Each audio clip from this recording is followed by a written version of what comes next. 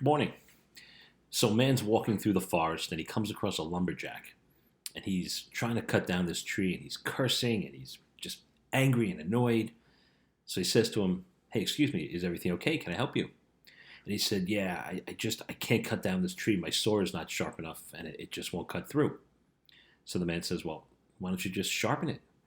"I don't have time for that. I don't have time to sharpen it. Like, I got to get this tree down. I can't do that." And he just looks at him again. The man says, "But if you sharpen it, don't you think you'd have an easier time to get the tree cut down?"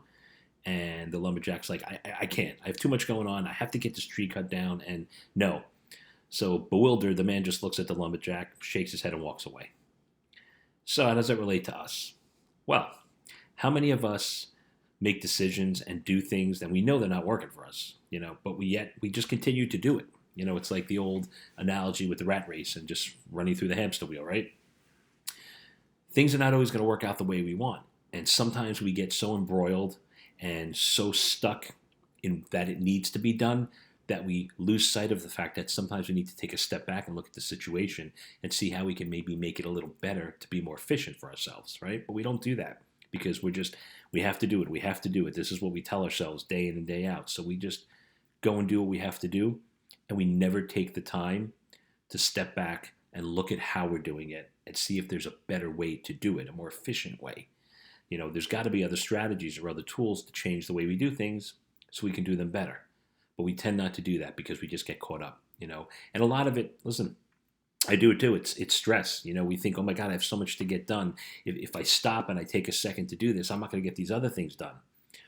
So we just get into that mode. But the reality of it is, if you take a step back and you look at all of the other things that need to get done and you organize them and you have a plan in place, you'll probably get them done.